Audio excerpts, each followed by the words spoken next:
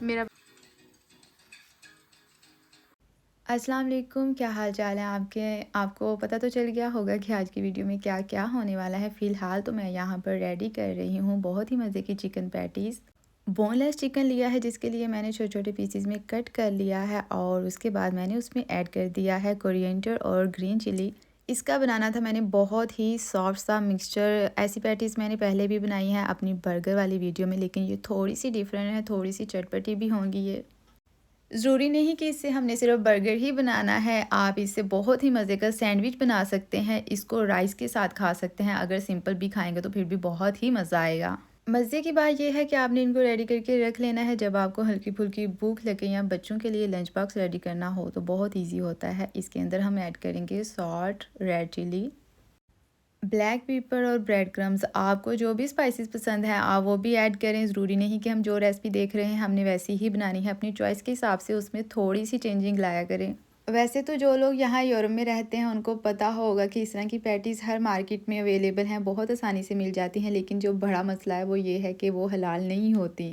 ویسے بھی یہ گھر میں بھی بنانا ذرا بھی مشکل نہیں ہے، بہت ہی سمپل سے انگریڈینٹس اس میں جاتے ہیں اور بہت ہی آسانی سے بن جاتی ہے، اور آپ ڈھیر ساری بنا کر فریز کر سکتے ہو، جب دل چائے کھاؤ، اور اپنی چوائس کے مطابق آپ ان کو بنا سکتے ہو، کوئی بھی ٹچ دے سکتے ہو۔ اب میں نے بس ان کو پیٹیز کی شیپ دینی ہے، اور سب سے پہلے ہم نے اس کو انڈے میں ڈپ کرنا ہے، اور اس کے بعد بریڈ کرمز کی اچھے سے کوٹنگ کریں گے اور اس کو فرائی کر لیں گے۔ اگر آپ ان کو زیادہ دیر کے لیے فریز کرنا چاہ رہے ہیں تو پھر آپ ان کو فرائی نہیں کریں گے، بس ایسے ہی فریز کر لیں گے، اور رمضان کے لیے بھی یہ پیٹیز بہت اچھی رہیں گی۔ رمضان سٹارٹ ہونے سے پہلے ہی آپ ڈھیر ساری بنا کے رکھ سکتے ہیں۔ پیٹیز کو فرائی کرتے وقت آپ دیکھ سکتے ہیں کہ میں نے اس کی جو فلیم ہے وہ میڈیم سے لو رکھی ہے، کیونکہ اس کے اندر بریڈ اور انڈا ہیں وہ اوپر سے فوراً سے جل جائیں گے، اگر آپ کی فلیم بہت ہائی ہوگی اندر سے وہ کچی رہیں گی۔ اچھا، یہ پیٹیز بچوں کو بھی بہت پسند آئیں گے، اور میں بھی امائرہ کے لیے ہی ریڈی کر کے رکھ رہی ہوں۔ آپ سب کو پتہ ہے کہ اس کا کنڈر گارڈن سٹارٹ ہو چکا ہے، اور روز روز وہ فروٹ کھا کر بھی بور ہو جاتی ہے، تو میں نے سوچا کہ کچھ پیٹیز ریڈی کر دیتی ہوں۔ اس کو بہت پسند ہے، وہ صرف یہ پیٹی لیتی ہے، برگر بن اور کیچپ مایو لگا کے بہت مزے سے کھا لیتی ہے۔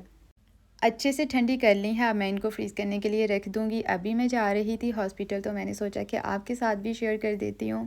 گھر سے جب نکلے تو اچھا خاصا دن تھا، جب ہم واپس آئیں گے تو آپ خود دیکھنا کہ کیا ٹائم ہو گیا۔ ہاسپٹل آپ کہیں پر بھی ہو، پاکستان میں ہو، یورپ میں ہو، کہیں پر بھی رہتے ہو، اگر آپ نے ہاسپٹل جانا ہے تو آپ کا سارے کا سارا دن وہاں پر ضائع ہو جاتا ہے۔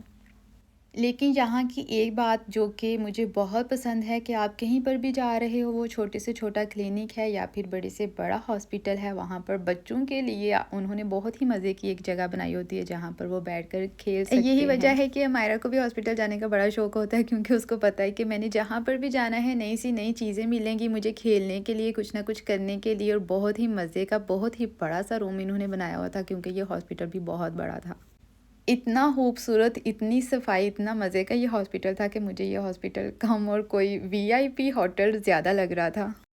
اور دیکھیں، ہاسپٹل سے نکلتے نکلتے رات ہمیں ہو چکی ہے۔ ابھی میں یہاں پر بنا رہی ہوں سینگنیاں، بیسن کی سینگنیاں ہی اس کو بولتے ہیں، جو کہ سٹالز وغیرہ لگے ہوتے ہیں۔ ویسے تو وہ بہت انہیلدی ہوتی ہیں ہمارے لیے، لیکن پھر بھی میں بہت زیادہ کھاتی تھی، کیونکہ مجھے بہت پسند ہیں، اور گھر میں کیسے بناتے ہیں یا بنا سکتے ہیں نہیں بنا سکتے، پاکستان میں رہتے ہوئے تو ہم سوچتے ہی نہیں تھے، جو بھی ملتا ہے جیسا بھی ملتا ہے ہم کھاتے رہتے ہیں۔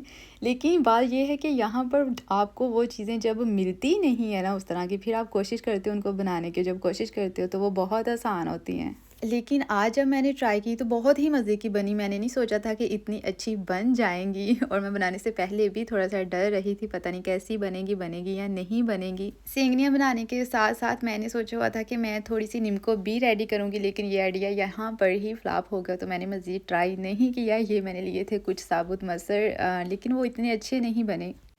پھر بھی نیکسٹ ٹائم میں پھر سے ٹرائی کروں گی نمکو بنانا، اگر مجھ سے اچھی بن گئی تو۔ لیکن سینگنیاں بہت اچھی بنی تھی، بالکل پرفیکٹ بنی تھی، بالکل ویسا ہی ٹیسٹ آ رہا تھا جیسے کہ پاکستان میں اکثر ہم سٹال وغیرہ سے لے کر کھاتی تھی، بہت مزے کی بنی۔